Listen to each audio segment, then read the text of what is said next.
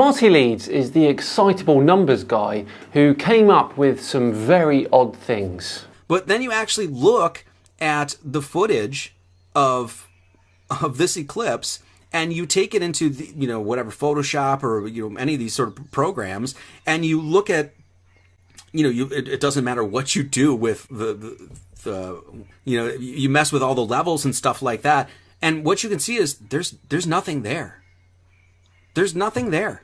Well, you'll be pleased to hear that he once made a speech at the Flat Earth Conference, one in which I haven't looked at before. Until today.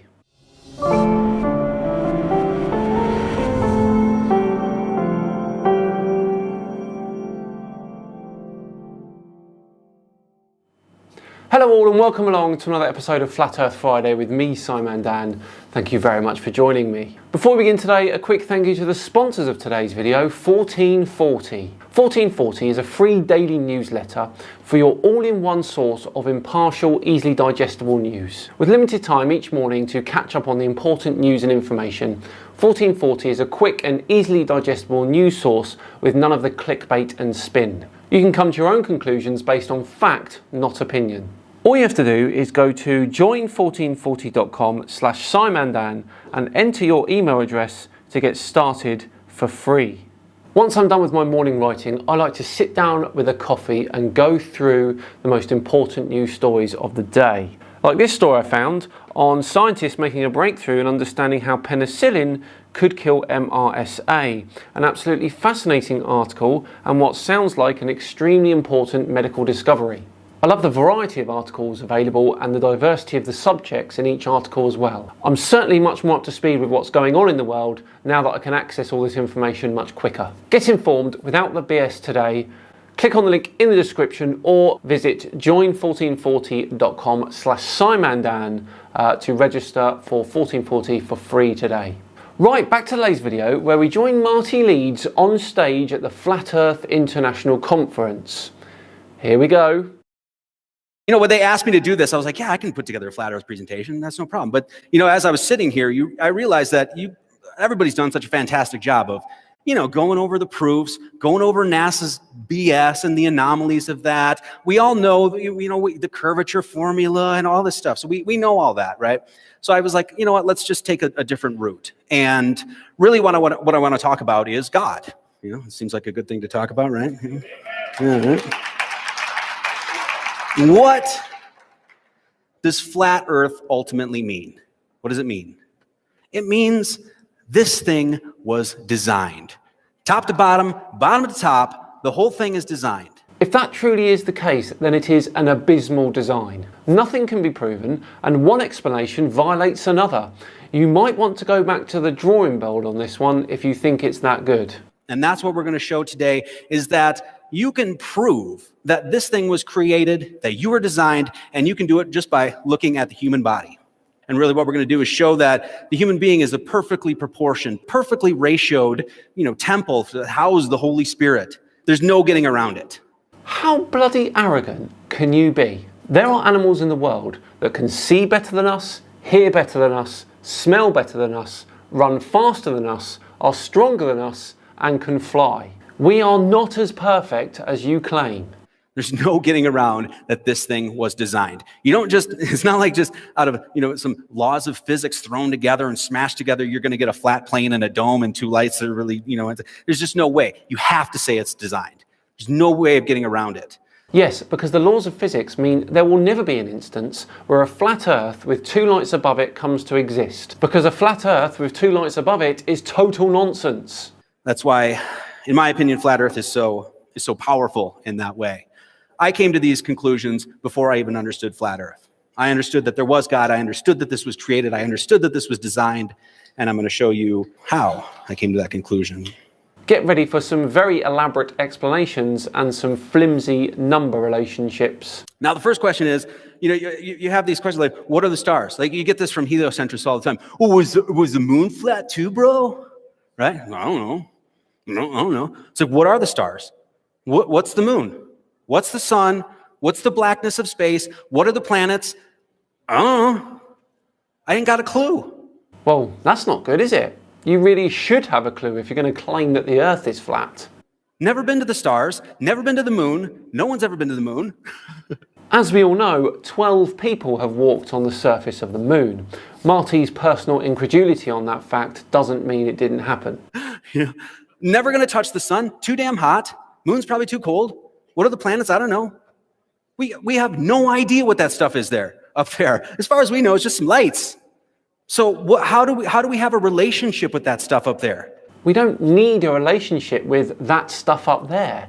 We know a hell of a lot about it. We know all about the planets, mass, their density, their atmospheric constituents, the works. We know all about stars, their absolute magnitude, their mass, their luminosity, their temperature, their metallicity. Now, granted, there's still a lot that we don't know, but to stand there and say that we know nothing is an absolute insult to our species. How can we say that, yes, I do know that God manifested me from his kingdom above? What are the stars? What are the moon? What are the sun? I don't know. But you know what we can do? We can track and map the cycles of all of those heavenly bodies. Indeed we can. And when tracked and mapped, you can clearly see that our solar system is a heliocentric one. And this is what countless cultures have been doing, as far as I know, throughout history and prehistory as well. So I don't know what the stars are, I don't know what the moon is, I don't know what the sun is, but I do know that I can count them, I can get those numbers, and I can see that they manifest on me. And so that's what we're going to do. You know, when you look at the world in which we've been given, we have like Roman gods in the sky, and then the days of the week, they're named by like Norse gods and things like that, right? And then you actually look at the terminology that we use for time, and it's actually all based on Egyptian gods. There's like no question about it. Hours comes from the sun god Horus. Minutes actually comes from the god of fecundity and fertility, Min. And then when the sun sets, that's based on the Egyptian god Set. Right, first up, the word hour does not originate from the Egyptian god Horus. It actually originated from the old French word heure, which means 1/12 of a day. Same story with the minute, originating from Old French or Latin. Minute means a very small amount of time. And the word set, I believe, has the most definitions of any other word in the Oxford English Dictionary, so good luck making that one stick. As usual, Marty takes random words and attributes them to absolute rubbish. And Horus rises, Horus is the sun, and then of course his antithesis is Set. Set brings him down and makes him the sun set, you know. So this stuff has, this has lasted for thousands of years, and it somehow is manifested into our own language. Somehow. Good research, Marty. People say, oh, it's like the Egyptians, that's, paganism or something like that. You have to remember Acts 7:22, 22 divided by 7 is pi, by the way. No, it's not. It's very, very, very, very close to pi, but it's not pi. Acts 7:22, it says, Moses was learned in all the wisdom of the Egyptians and was wise and was mighty in words and deeds. So Moses was learned in all the wisdom of the Egyptians. So when Moses, before he had that great Sinaitic revelation directly from God, he learned his stuff from Egypt. Yes, we learned loads from Egypt. Egypt was a well-learned civilization. What's your point here, Marty? And I don't know if you guys have seen this before, but it's basically a way that you can map time just with your hands. So if you stick your hands out, towards the horizon, just as you see right there, you can actually count an hour. And so this is an hour hand, the hands of the clock. Where do you think it comes from? Your hand. Not from this particular example, but yes, the hands on a clock look like pointing hands. So you put your thumb down and your 4 fingers there as you put it towards the horizon. That's, this is general, this is not exact, but that's an hour. So if you're standing there, you're watching the sunrise and say, go. Sunrise is at 6:30. I go like here, it's about 7:30, 8:30, 9:30, 10:30, 11:30, 12. And as you can see, your fingers are actually 15-minute segments. Don't do it, don't do it, don't do it, don't do it. Yes, I did it. I resisted the temptation. A 15-degree-per-hour drift. Damn it. Thanks, Bob. And now just look at those 4 fingers. You have the 1, 2, 3, 4, 5, 6, 7, 8, 9, 10, 11, 12. And these are your bone segments called phalanges on your fingers, right? Oh, here he goes. Well, that's 12 separated into a quadrant, 3 each. Well, what is that? That's the zodiac. That's the exact path that the sun travels, which you're marking with your hand. When we look at the Bible actually tells us about the importance of the hands. And this is the opening pages of the New Testament, where John's out there, he's preaching, saying, "Repent ye, for the kingdom of heaven is at hand." From that time, Jesus began to preach and say, "Repent, for the kingdom of heaven is at hand." And as you go, preach, saying, "The kingdom of heaven is at hand." So we say, where is God's kingdom? What's up there? That's where God is, right? Yeah? But God is above all, and through all, and in you all. Well, that's what you think, which is fine. Not true, though. Funny enough, this is the thing you use to open the book to read the Bible. So there's two basic ways that you can map the moon, right?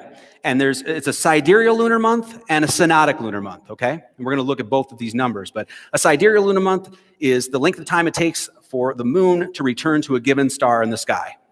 And a synodic lunar month is the length of time between new moons. So from new moon to new moon, that period is about 29 and a half days.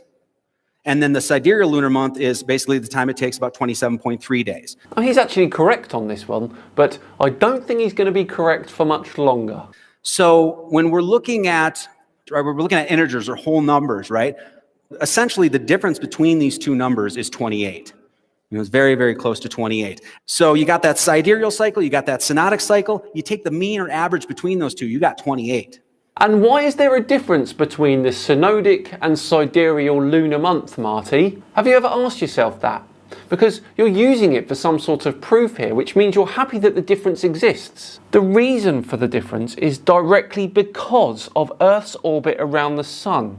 Because we have moved along our orbit, the moon needs to travel just that little bit further in order to get to the same phase it was before.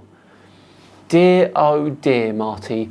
Debunked by your own PowerPoint. 28 is right on your hands.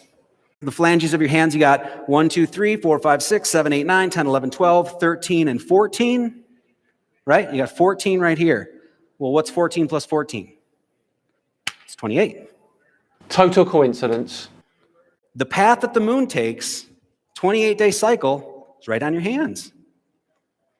But it's not just your hands. God also put it on your feet.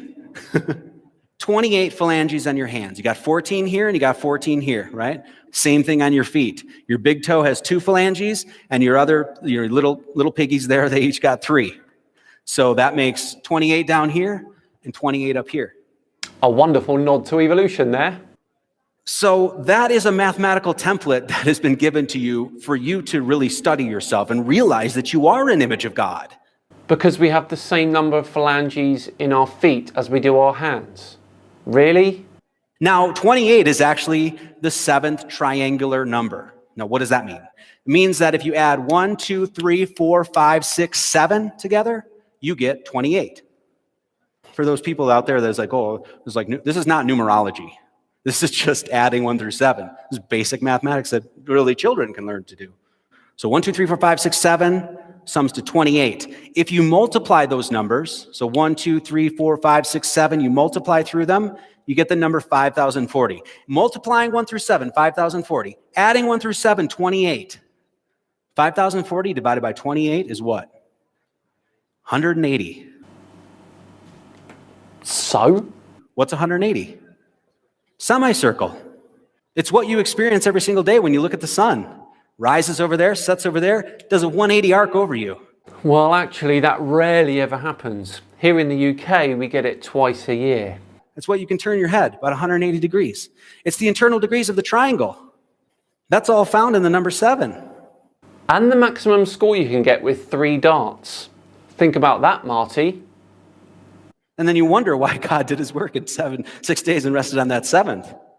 These are mathematical constants that are given to you right on your hands and toes, hands and feet. Look at all the ways that we experience 7 in our world, right?